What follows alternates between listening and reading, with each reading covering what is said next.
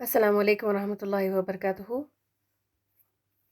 الحمد للہ رب العالمین والصلاة والسلام علی سیدنا محمد وعلی آلہ وصحبہ اجمعین، اما بعد۔ اعوذ باللہ من الشیطان الرجیم، بسم اللہ الرحمن الرحیم۔ رب اشرح لی صدری ویسر لی امری واحلل عقدۃ من لسانی یفقہوا قولی واجعل لی وزیرا من اہلی۔ اللہم ارنا الحق حقا وارزقنا اتباعہ وارنا الباطل باطلا وارزقنا اجتنابہ، آمین یا رب العالمین۔ آج ہم سورۃ الکہف آیت نمبر 50 کی ڈیٹیلڈ تفسیر پڑھیں گے انشاءاللہ۔ آپ نے بار بار سنا ہوگا کہ سورۃ الکہف میں 4 واقعے ہیں، 4 کہانیاں ہیں جن میں ہر دور کے فتنے سے بچنے اور اپنے ایمان کی حفاظت کا سبب بنتی ہیں، ذریعہ ہے اپنے ایمان کی حفاظت کا، اور دجال سے بھی، جو کہ امت مسلمہ کے اس دور کا سب سے خوفناک، سب سے خطرناک فتنہ ثابت ہوگا۔ لیکن دراصل سورۃ الکہف میں 5 قصے بیان ہوئے ہیں۔ وہ کیسے؟ 2 ہم پڑھ چکے ہیں، اور وہ کون سے تھے؟ اصحاب کہف اور باغ والے کا قصہ، اور 2 ہم آگے پڑھیں گے انشاءاللہ۔ موسیٰ اور خضر علیہ السلام کا ایک واقعہ ہے، اور ذوالقرنین کا اس کی کہانی۔ بالکل ان 4 قصوں کے عین بیچ میں آدم علیہ السلام اور ابلیس کا واقعہ ہے، اور ابلیس کا فتنہ ہر دور میں ہر ایک کو سامنا کرنا ہوتا ہے۔ ابلیس کا فتنہ اتنا بڑا فتنہ ہے کیونکہ ابلیس انسانوں کا دشمن ہے۔ وہ ہر انسان کے پیچھے ہاتھ دھو کے پڑا ہوا ہے، کسی ایک کو بھی نہیں چھوڑتا، نہ بڑے کو، نہ چھوٹے کو، نہ امیر نہ غریب، نہ پڑھے لکھے کو، نہ ان پڑھ کو۔ اور حقیقتاً کسی بھی فتنے میں پڑنے کی بنیادی وجہ جو ہے وہ شیطان کی طرف سے وسوسے ہوتے ہیں۔ تو بالکل سورے کے بیچ میں اللہ تعالیٰ نے ہمیں آگاہ کیا، وارن کر دیا کہ دیکھو ابلیس سے بچنا۔ ابلیس کی دشمنی انسانوں سے کیوں ہے، کب سے ہے، اسی داستان کو یہاں پر اللہ تعالیٰ نے یاد دہانی کے طور پر بیان فرمایا۔ دجال جب آئے گا نا تو وہ صرف اپنے دور کے لوگوں کے ایمان کو 4 طرح سے آزمائے گا، 4 چیزوں سے فتنوں میں ڈالے گا: شرک کے ذریعے، مال سے، علم سے، اور اقتدار یا حکومت سے۔ ان سب کے چکا چوند میں اور دجال کے غلبے سے انسان اپنا ایمان بیچ دیں گے یا پھر کھو دیں گے۔ ظاہری طور پر سامنے آ کر دجال لوگوں کے ایمان کو اٹیک کرے گا، انہیں الیور کرے گا یعنی اٹریکٹ کرے گا، ڈرا دھمکا کر بھی، اور لوگوں کو آزمائش میں، فتنے میں مبتلا کرے گا۔ لیکن ابلیس جو ہے نا وہ چھپا دشمن ہے، چپکے سے وار کرتا ہے، اور قرآن میں آتا ہے کہ ابلیس اور شیاطین انسان کے لیے کھلا دشمن ہے، یعنی ان کو اللہ نے چھوٹ دی ہوئی ہے، مہلت دی تاکہ انسانوں کو آزمایا جائے۔ اور ابلیس کا جو یہ فتنہ ہے نا، یہ ہر ایک انسان کے ساتھ، ہر دور کے ہر انسان کو پیش آتا ہے۔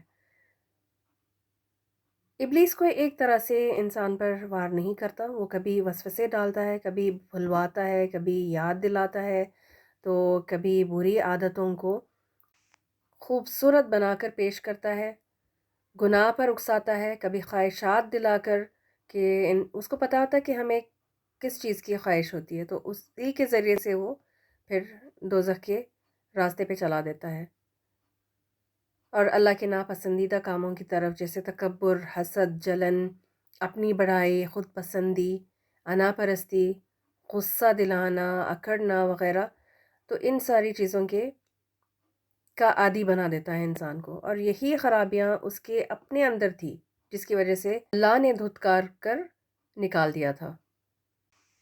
قرآن میں کئی جگہوں پر انہی الفاظ سے آیات شروع ہوتی ہیں۔ کون سے الفاظ؟ وَإِذْ قُلْنَا لِلْمَلَائِكَةِ، تو انہی الفاظ سے، اور جب کہا ہم نے فرشتوں سے کہ آدم علیہ السلام کو سجدہ کرو، تو کئی ساری آیتیں آپ کو مل جائیں گی قرآن میں جو اسی سے شروع ہوتی ہیں۔ آدم علیہ السلام کون تھے؟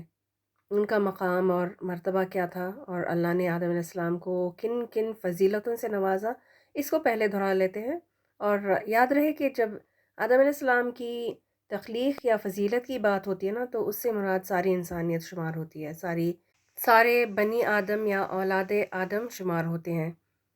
سورۃ الاسراء آیت نمبر 70 میں فرمایا، وَلَقَدْ كَرَّمْنَا بَنِي آدم، یقیناً ہم نے اولاد آدم کو بڑی عزت دی اور انہیں خشکی اور تری میں سواریاں عطا کی، اور انہیں پاکیزہ چیزوں سے رزق دیا، اور اپنے بہت سی مخلوقات پر انہیں یعنی انسانوں کو فضیلت عطا فرمائی، نمایاں فوقیت بخشی۔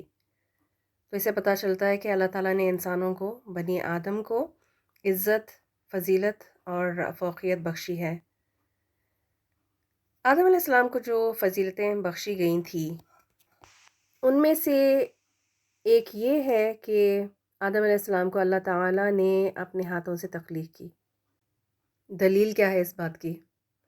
سورہ صاد آیت نمبر 75 میں اس کا ذکر ملتا ہے۔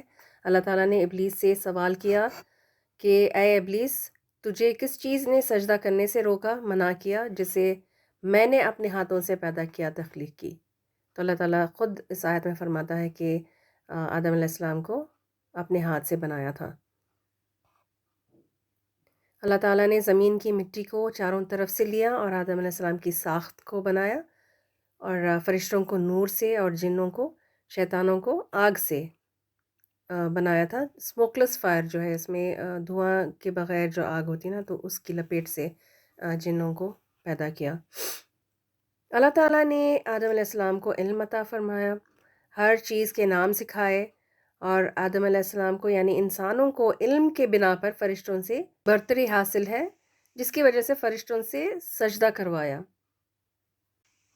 اور جی، یہ جو سجدہ تھا نا، یہ عبادت والا سجدہ نہیں تھا، یہ سجدہ تکریمہ ہے، اور آدم علیہ السلام کے کئی ایک فضیلتوں میں سے ایک ہے، اور یہ خاص آدم علیہ السلام کے لیے تھا۔ اور کچھ دوسری شریعتوں میں بھی انسانوں کا دوسرے انسان کے آگے سجدہ کرنا جائز تھا ان کی شریعت میں، جیسے یوسف علیہ السلام کے واقعے میں ہم دیکھتے ہیں کہ سارے جو ان کے بھائی وغیرہ تھے، تو یوسف علیہ السلام کے سامنے سجدہ انہوں نے کیا، جھک گئے تھے۔ ٹھیک ہے، تو ان کی شریعت میں جائز تھا، لیکن اپنی شریعت میں دوسرے انسان کے آگے جھکنا یا سجدہ کرنا جائز نہیں، اس بات کو دھیان میں رکھیں۔ پھر آدم علیہ السلام کو اللہ نے جنت میں رہنے کی اجازت دی اور بے شمار رزق عطا کیا، ہر چیز کھانے کی چھوٹ تھی جہاں کہیں سے وہ چاہے، لیکن صرف ایک درخت کا پھل کھانے سے منع کیا، ایک درخت کے قریب جانے سے بھی منع فرمایا تھا۔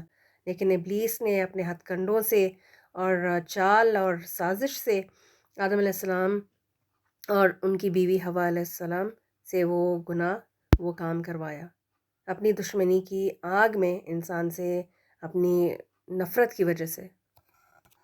اور ابلیس نے سیدھے سیدھے انہیں حکم نہیں دیا کہ جاؤ اس درخت سے کھا لو، وہ بہت ہی چالاکی کے ساتھ اور بہلا پھسلا کر آدم علیہ السلام کو وہاں تک لے گیا، اس درخت تک، اس جھاڑ کے پھل کی طرف، اور کہنے لگا کہ یہ کھانے سے تم فرشتہ بن جاؤ گے، تمہیں بادشاہت مل جائے گی جو کبھی بھی ختم نہیں ہوگی، اور ایسی سلطنت تمہیں ملنے والی ہے، تم ہمیشہ رہو گے زندہ۔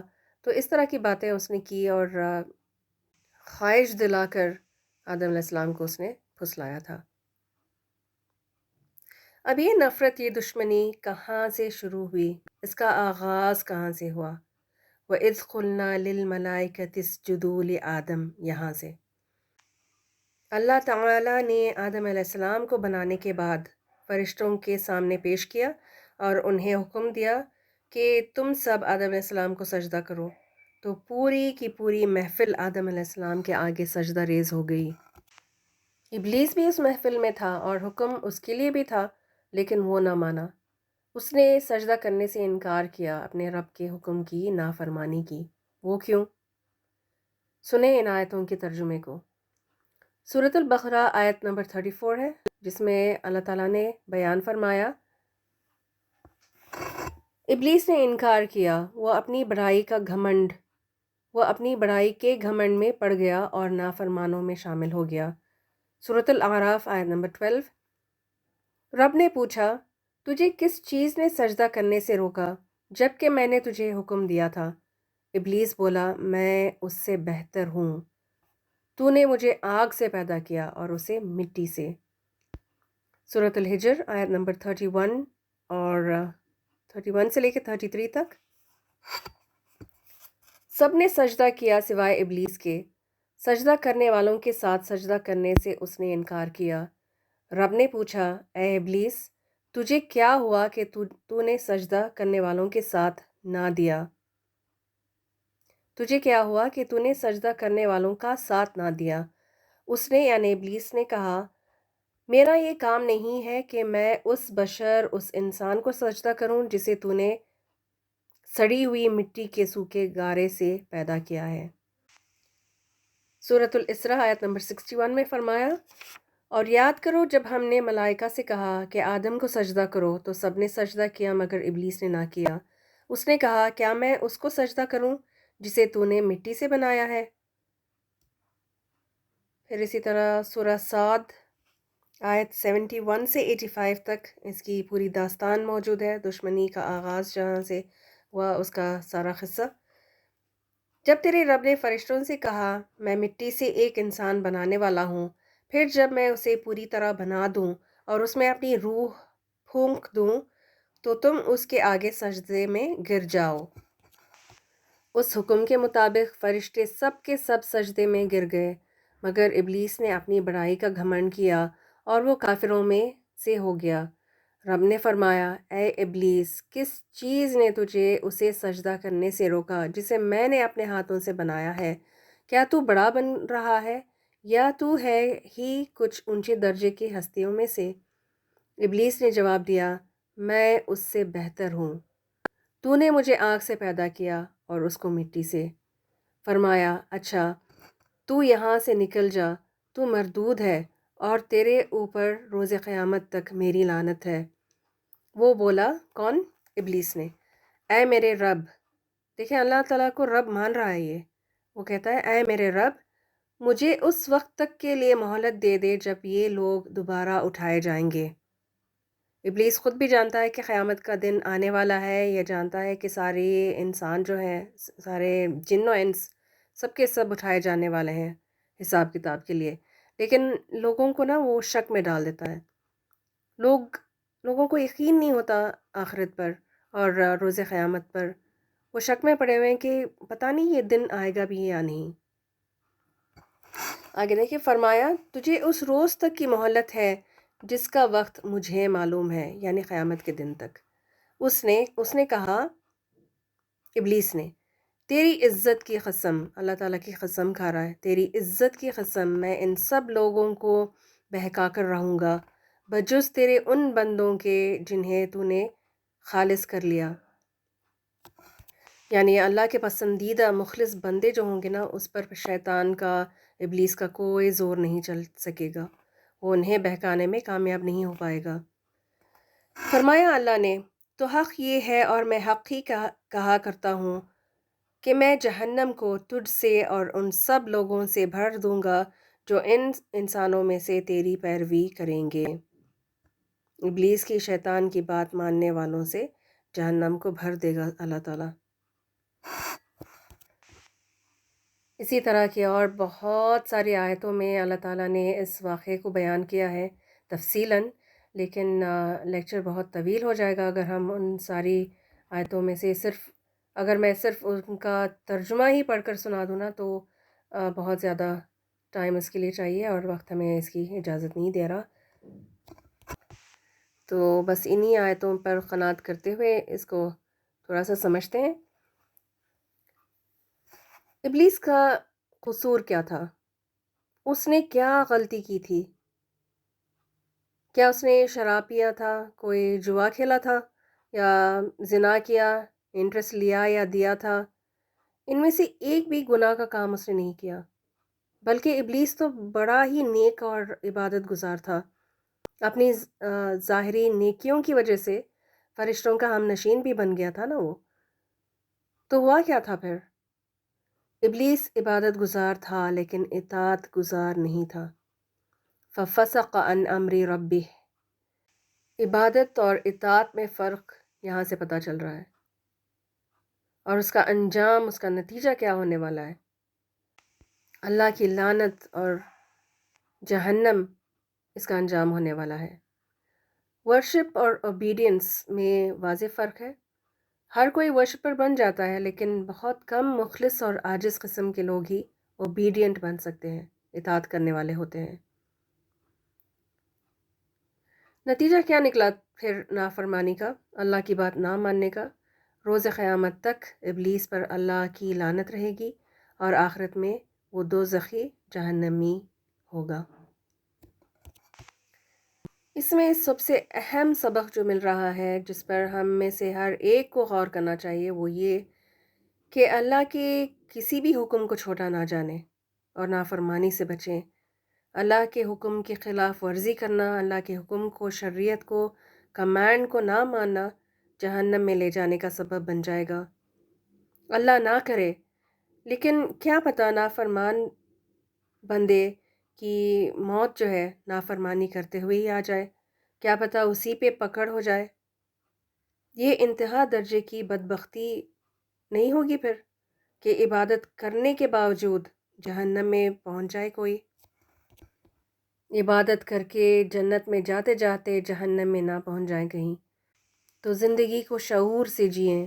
عبادت کرنا کافی نہیں، اطاعت بھی کرنا لازم ہے. اللہ کے ہر حکم کو اپنی اپنی استطاعت کے مطابق مان لیں. اللہ ہم سب کے لیے آسانیاں فرمائے. لیکن سوال یہ ہے کہ ابلیس نے اتنی چھوٹی غلطی کر کے اللہ کی نافرمانی کیوں کی؟ اپنا اتنا بڑا نقصان کیوں کروا لیا اس نے؟ اگر وہ اللہ کے حکم کو مان کر سجدہ کر لیتا تو اس کا کیا بگڑ جاتا؟ اس کا جواب ابلیس کے ان الفاظ میں ملتا ہے: انا خیر منہ، میں اس سے بہتر ہوں. یہ ابلیس کا گمان تھا. ابلیس میں تکبر اور گھمنڈ کوٹ کوٹ کر بھرا ہوا تھا. اس کو اپنی عبادت کا، اپنے علم پر بڑا مان تھا، بڑا غرور تھا، اور اس کے اندر حسد اور جلن کی صفت بھی پائی جاتی تھی، جس کی وجہ سے وہ آدم علیہ السلام کو ملی ہوئی عزت اور بڑائی کو برداشت نہیں کر سکا، دیکھ نہ سکا. وہ خود پسندی کا شکار ہو گیا تھا، اور انا پرستی کا بھی. اس کا یہ گمان تھا کہ وہی سب سے اچھا ہے، میں ہی سب سے بڑا، مجھ جیسا کوئی نہیں. تو یہ ساری خرابیاں تھیں ابلیس میں، جس کے نتیجے میں وہ خوب اکڑ گیا اور آدم علیہ السلام کے آگے جھکنے سے رک گیا، عاجزی اور اللہ کے حکم کی اطاعت سے رک گیا. نوٹ کریں ان صفات کو، کیونکہ یہ لے ڈوبنے والی خرابیاں ہیں. ان سے اپنے دل و دماغ کو، اپنے وجود کو پاک رکھیں، صفایا کر دیں، بلکہ اپنے کیریکٹر میں انہیں پنپنے نہ دیں. تو کون سی صفات ہیں؟ نمبر 1، تکبر یعنی ایروگنس، اپنی بڑائی جتانا اور دوسروں کو حقیر جاننا، سامنے والے کو اپنے سے کمتر سمجھنا، کوئی عزت نہ دینا، لحاظ نہ کرنا اس کا. میں بڑی والا ایٹیٹیوڈ، اس سے بچیں. میں اس سے بڑی، میں اس سے بہتر والا اگر خیال آپ کے دل میں آ جائے نا، تو جان لیں کہ یہی تکبر ہے. انا خیر من نہ آ جائے دل میں. میں آپ کو نبی صلی اللہ علیہ وسلم کی حدیث بتاتی چلوں. آپ صلی اللہ علیہ وسلم نے فرمایا، جس کسی کے دل میں رائے کے دانے برابر بھی تکبر ہوگا تو وہ جنت میں داخل نہیں ہو سکے گا. تو تکبر جو ہے نا، یہ جہنم میں لے جانے والی صفت ہے، تو اسے ہر حال میں بچنا چاہیے. دوسرے نمبر پر غرور یا گھمنڈ یعنی پرائیڈ تھا ابلیس کا. تو غرور نہیں ہونا چاہیے کسی بھی چیز کا، چاہے وہ مال و دولت ہو، یا خوبصورتی کا غرور، صحت کا، علم کا، اولاد اگر بہت کامیاب ہو تو اس پر شان جتانا، اپنی خوشحالی پر، اپنی عافیت پر کبھی غرور نہ کریں. یہ سب اللہ کی طرف سے نعمتیں ہیں، اللہ کی عطا کی ہوئی چیزیں، اپنے رب کے فضل و کرم سے ہمیں ملی ہوئی ہیں. کوئی ہم اس کے حقدار نہیں ہوتے. اگر اللہ نہ چاہے تو ہمیں نہ دے. اگر کوئی نعمت مل جائے تو ہمیں سوچنا چاہیے کہ اللہ ہمیں یہ کیوں عطا کی ہیں چیزیں. ہمیں آزمانے کے لیے کہ ہم انہیں پا کر اللہ کا شکر مناتے ہیں یا پھر ناشکرے بن جاتے ہیں۔ لیکن غرور کرنے والے کی سوچ ایسی نہیں ہوتی، وہ ہر نعمت کو، اپنی کامیابی کو خود اپنا کمال سمجھتا ہے، اپنی محنت کا پھل اور نتیجہ سمجھتا ہے۔ پھر دیکھیں تیسرا پوائنٹ، ابلیس جو تھا نا وہ خود پسند تھا، خود پسندی میں مبتلا ہو گیا تھا، یعنی سیلف ایڈمیریشن میں۔ ہر بار ہر جگہ اپنی ہی امپورٹنس کو آگے رکھنا، اپنے خلاف کوئی بات سن نہ پانا، اپنے آپ کو ہی سب سے اوپر سمجھنا، یعنی آئی ایم سیکنڈ ٹو نن، یہ والا ایٹیٹیوڈ، اس سے بھی گریز کرنا ضروری ہوتا ہے۔ یہ خرابی انسان کو دوسرے کی کیپیبلٹی یا دوسرے کی کیپیسٹی، دوسرے کی قابلیت کو قبول کرنے نہیں دیتی اور خود کو بھی آگے بڑھنے سے روک دیتی ہے، جس طرح ابلیس کا حال ہوا تھا۔ پھر ابلیس جو تھا وہ انا پرست بھی تھا، اس کو ایگو بہت تھا، میری ہی بات مانی جائے، اور یعنی بہت زیادہ سیلفش، ہر بات کو انا کا مسئلہ بنانے والا تھا، سب مجھے ہی مل جائے، کسی دوسرے کو نہ ملے۔ اب اس خرابی کی پہچان کیا ہے؟ اسے کیسے پہچانیں گے ہم کہ ہمارے اندر یہ چیز نہیں ہے؟ دوسرے کی اچھائی کو ایکسیپٹ نہ کرنا اس کی علامت ہے۔ کسی اور کے اچیومنٹس پر، کسی اور کی کامیابی پر اگر دل خراب ہو، اچھا نہ لگے، دوسرے کا اپنے سے آگے بڑھ جانا، تو پھر یہ ایگوئسٹ ہونے کی نشانی ہے، سیلفش ہونے کی۔ اور یہ خرابی حسد اور جلن جیسی برائیوں کو بھی جنم دیتی ہے، انوی اور جیلسی جس کو آپ کہیں۔ اس سے بندہ چاہتا ہے کہ دوسرے سے اس کی نعمت چھین جائے، چلی جائے اور وہ مجھے مل جائے۔ اور ان کوالٹیز کی جو حسد اور جلن، انوی اور جیلسی ہے، اس کی نشانی یہ ہے کہ انسان اپنے علاوہ کسی دوسرے کی تعریف سننا پسند نہیں کرتا، دوسرے کی عزت افزائی اس کو چبھنے لگتی ہے، اچھی نہیں لگتی۔ تو ان سب سے کیسے بچیں گے؟ اپنی سوچ بدل کر۔ اگر کوئی تعریف کرے کسی کی تو سوچیں کہ اس کی بات کی جا رہی ہے، اس کی اچھائی بیان ہو رہی ہے، اپنے اوپر نہ لیں، اپنے ساتھ کمپیریزن نہ کریں، یہ خیال نہ آئے کہ فلاں اس کی تعریف کر کے مجھے ذلیل کرنا چاہتا ہے، مجھے نیچے گرانا چاہتا ہے۔ اور ان ساری خرابیوں کا نتیجہ اس کو یاد رکھیں۔ ویسے حسد کرنے سے نیکیاں جل جاتی ہیں، جس طرح آگ لگنے سے جھاڑ یا درخت جلتے ہیں، یہ حدیث کا مفہوم ہے۔ تو حسد اور جلن جیسی خرابیوں سے، ایگو سے، سیلفشنس، ان سب چیزوں سے ہر دم بچنا چاہیے۔ پھر ہم دیکھتے ہیں اس واقعے میں کہ ابلیس میں غصہ اور ضد بہت زیادہ تھا، وہ ضد کا پتلا بھی تھا۔ تو یہ بھی شیطانی عادات ہیں جن سے بچنا چاہیے، اور یہ سب اندر کی کیفیات ہیں، فطرت میں، وجود میں پائی جانے والی، شامل ہونے والی، دل و دماغ پر اثر کرنے والی چیزیں ہیں، اور شیطان اپنے وسوسوں سے دل خراب کر دیتا ہے، عقل پہ حاوی ہو کر۔ اسی طرح شیطان وار کرتا ہے، اپنے چالوں میں سے ایک یہ بھی ہے کہ انہی خرابیوں کے ذریعے اپنی چالیں چلتا ہے، اکساتا ہے بندوں کو۔ اللہ تعالیٰ نے آدم علیہ السلام کو عزت و احترام دیا، انسانوں کو فوقیت دی، جو ابلیس سے برداشت نہیں ہوا۔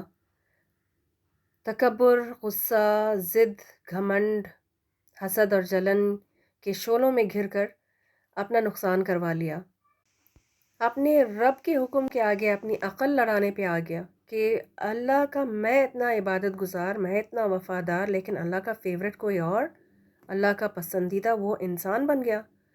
پھر وہ اللہ کے سامنے اکڑنے بکڑنے لگا، اور آدم علیہ السلام اور ذریت آدم یعنی ہم انسانوں سے کھلے عام اپنی دشمنی کا اعلان کیا۔ اور قرآن میں چند آیتیں ہیں اس سے متعلق۔ کچھ آیتوں میں جن و انس کی دشمنی اور ابلیس کا علی الاعلان اپنی دشمنی کو ظاہر کرنا، اس کا ذکر ملتا ہے، تو ان سے ایک بار گزر جاتے ہیں۔ سورہ طٰہٰ آیت 116 میں یہ قصہ دہرایا گیا، اور آیت 117 میں فرمایا، اس پر ہم نے آدم علیہ السلام سے کہا کہ دیکھو یہ تمہارا اور تمہاری بیوی کا دشمن ہے، ایسے نہ ہو کہ یہ تمہیں جنت سے نکلوا دے اور تم مصیبت میں پڑ جاؤ۔ سورۃ البقرہ آیت 168۔ اے لوگوں، زمین میں جو حلال اور پاک چیزیں ہیں انہیں کھاؤ اور شیطان کے بتائے ہوئے راستوں پر نہ چلو کہ وہ تمہارا کھلا دشمن ہے۔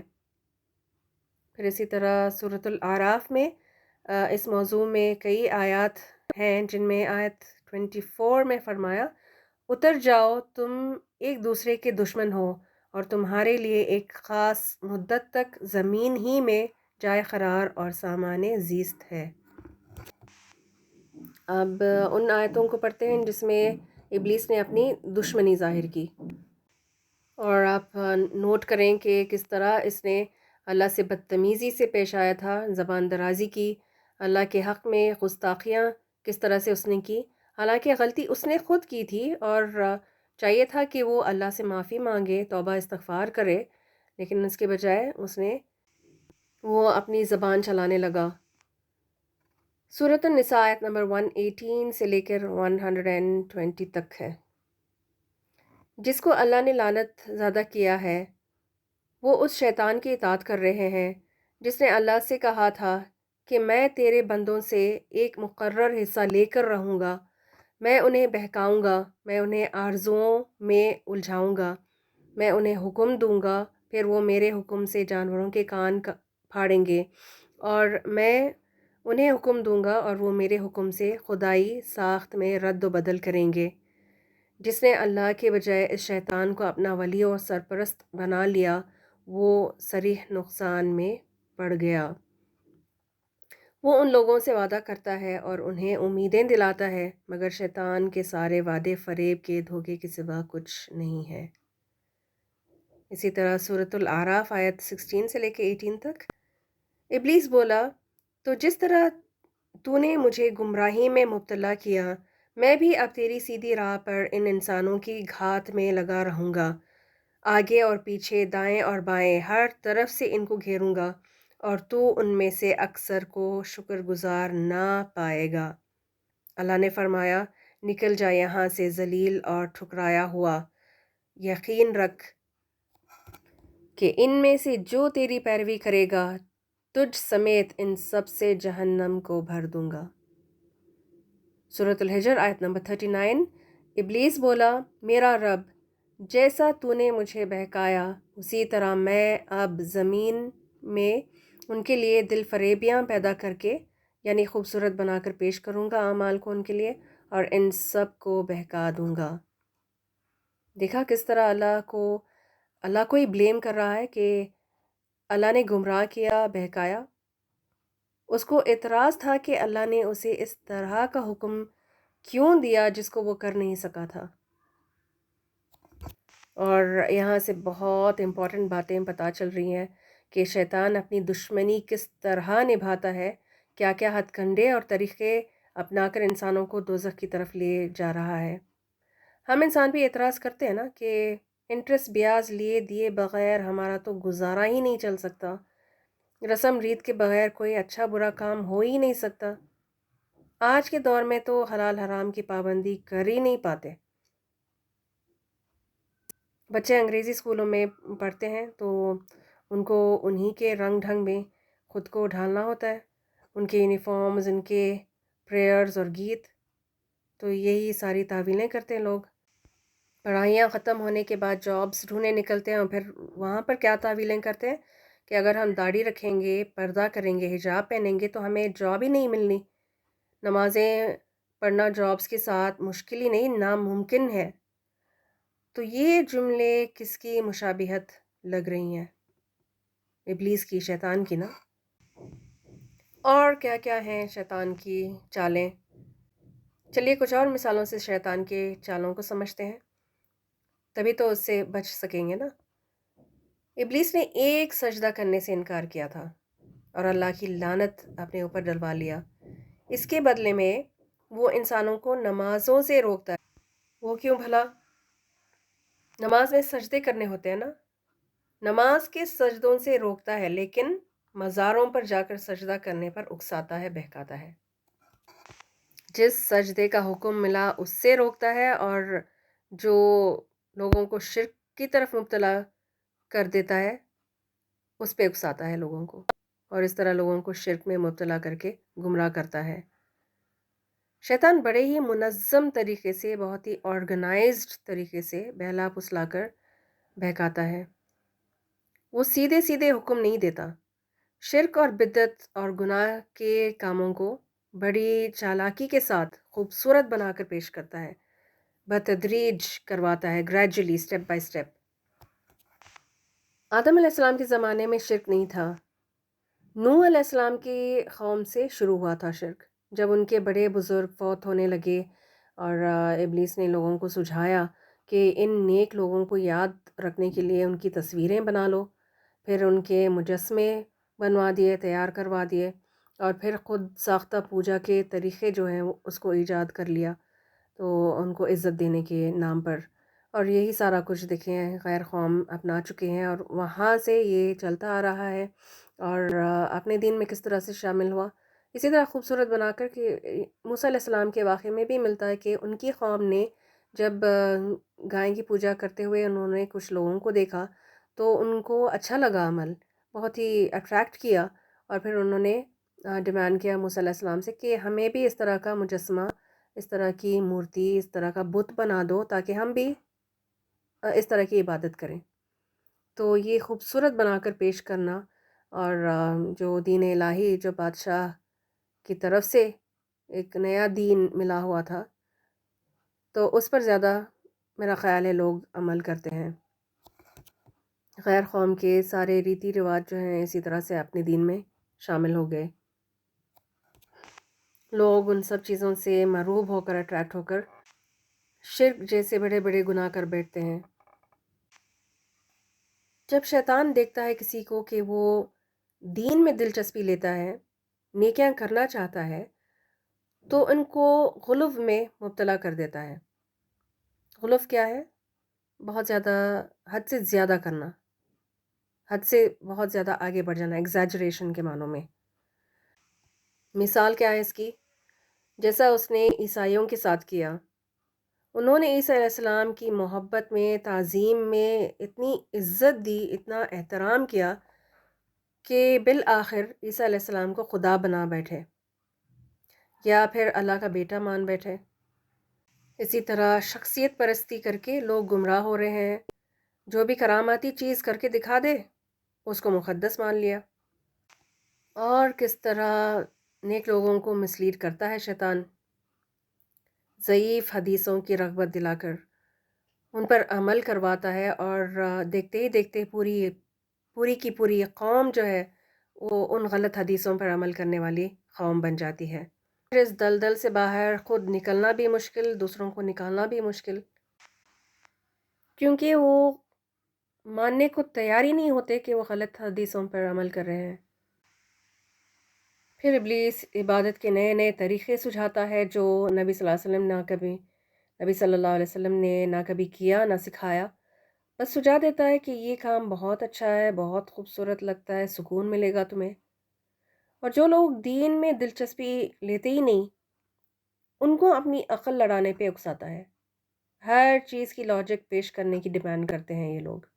بتاؤ جنت کہاں ہے، جہنم کہاں ہے، اللہ کہاں ہے، خبر میں کیسے کچھ ہو سکتا ہے، عذاب کیسے ہو سکتا ہے، یہ کیسے، وہ کیسے۔ پھر تو وہ منکرین حق ایتھیس بن جاتے ہیں، اور شیطان کو ان پر مزید کام کرنے کی ضرورت ہی نہیں پڑتی، کیونکہ وہ ویسے بھی اس کے ساتھی بن چکے ہوتے ہیں۔ پھر اسی طرح وہ گناہ کے کاموں کو خوبصورت بنا کر پیش کرتا ہے۔ اس کی مثالیں سوچیں، مثالیں لائیں ذرا۔ اپنے دین میں لیفٹ ہینڈ سے، بائیں ہاتھ سے کھانا پینا منع ہے، لیکن وہ دوسروں کو سجھاتا ہے کہ دیکھو نا اس کو کیا سٹائل سے، کتنا اچھا لگ رہا ہے، وہ لیفٹ ہینڈ سے پی رہی ہے۔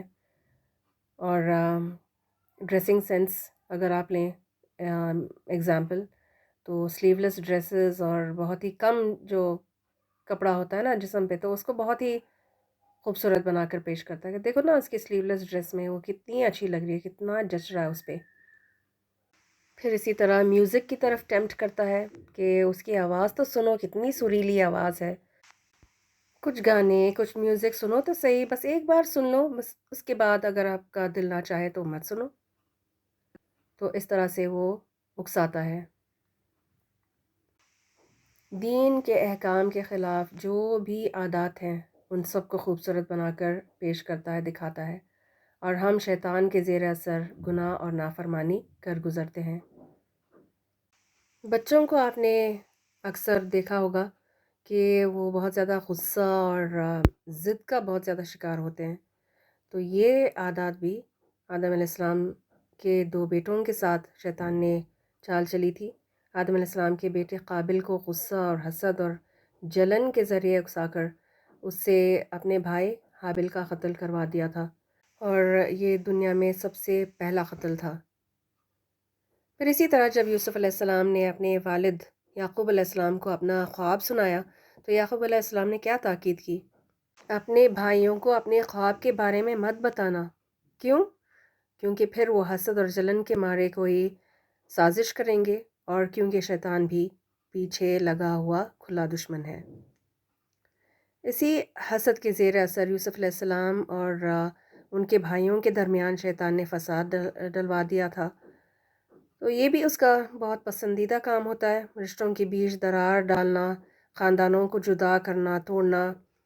ورنہ عموماً دو لوگوں یا دو خاندانوں کے بیچ کوئی بہت بڑی پرابلم نہیں ہوتی، کوئی چھوٹی سی مس انڈرسٹینڈنگ ہی ہوتی ہے، لیکن شیطان جو ہے وہ وسوسوں سے غلط فہمیوں کو اور بڑھا دیتا ہے اور مزید دوریاں پیدا کر دیتا ہے دو لوگوں کے یا دو رشتہ داروں کے بیچ میں. تو پتہ چلا کہ یہ بھی اس کی ایک چال ہے، بدگمانی اور بدنیتی پیدا کرنا، ڈالنا لوگوں کے دلوں میں. تو اس سے بھی چوکنا رہنا ضروری ہے، اور آپس میں تعلقات کو مضبوط بنانا چاہیے اوپن اور کلیئر کمیونیکیشن کے ساتھ، ورنہ دلوں کا چین اور سکون ختم کر دیتا ہے شیطان. ابلیس اور اس کا پورا لشکر، اس کا پورا قبیلہ ہمارے آس پاس اپنے ارد گرد ہمیشہ رہتے ہیں. وہ اپنے گھروں میں کھانوں میں شریک رہتے ہیں اور ساتھ ہوتے ہیں، تک کہ جب ہم وضو کرتے ہیں اور نماز پڑھتے ہیں تب بھی. کیا آپ کے ساتھ یہ کبھی نہیں ہوا؟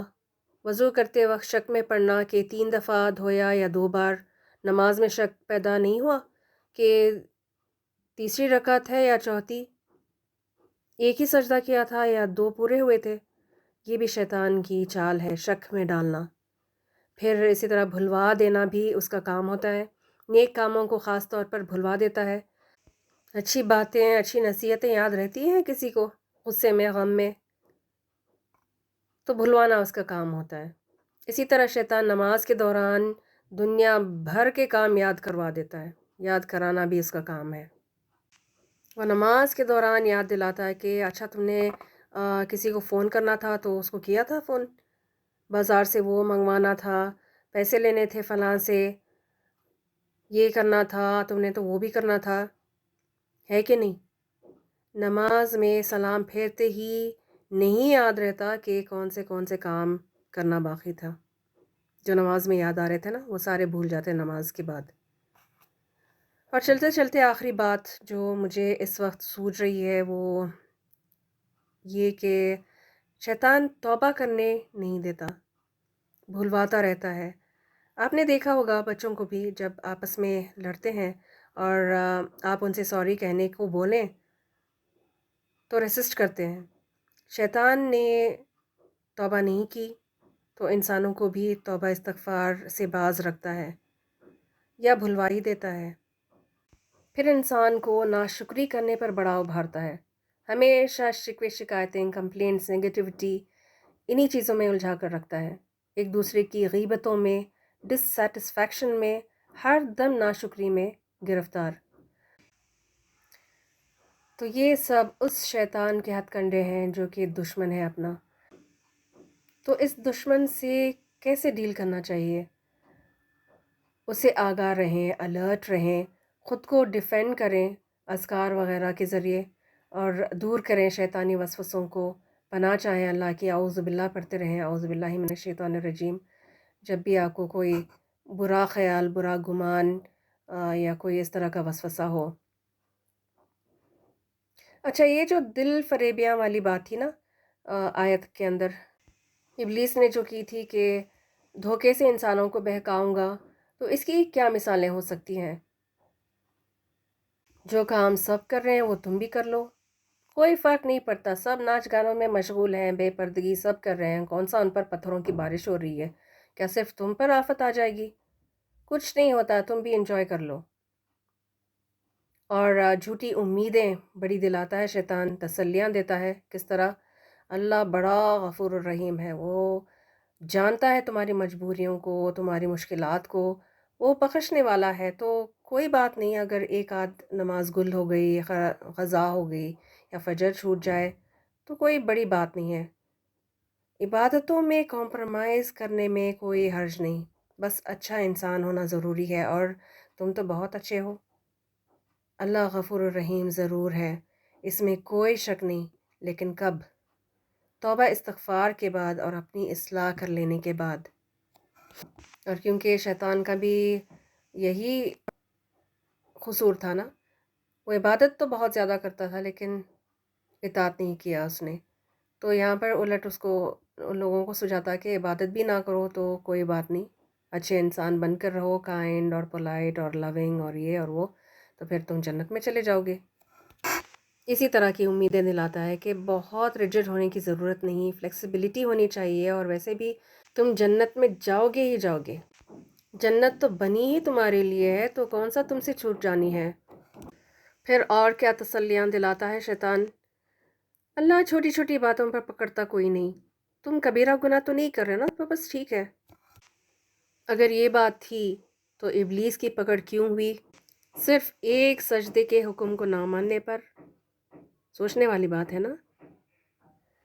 फिर इसी तरह सुन्नतों पर अमल करने से भी रोकता है। फ़र्ज़ पूरे कर लो, सुन्नतों पर तवज्जो करने की कोई ज़रूरत नहीं, क्या पता वो सही हैं भी कि नहीं। जो मुआशरे में रवाज चल रहा ना उसको फॉलो करो, सच्ची लग रही हैं वो तो रस्में सारी, तो सब जो करे ना तो उसको करो, लोगों के साथ चलो। तो इस तरह की भी वो बातें सुझाता रहता है। शैतान हमसे ज़्यादा दीन को, शरीयत को जानता है, और हर दौर के इंसानों की फितरत से भी खूब वाकिफ़ होता है वो। इसीलिए जिन जिन कामों को अल्लाह ने करने का हुक्म दिया उनसे रोकता है, करने नहीं देता, और जिन गुनाहों से अल्लाह ने मना किया उन्हें करवाता है, उन कामों पर उकसाता है। मिसाल के तौर पर आप देखें, गैर कौम ने मामू भांजी की शादी को जायज़ कर लिया, जबकि ये हुर्मत वाला रिश्ता है, खून का। मामू चाचा से शादी हराम है।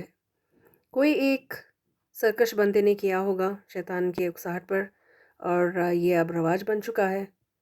अल्लाह ताला ने ताया चचा के बेटे से, मामू के बेटे से, फूफी और खाला के बेटे से शादी को जायज़ किया, लेकिन गैर कौम इनको खूनी रिश्ते मानते हैं और एक दूसरे के सगे भाई बहन समझते हैं।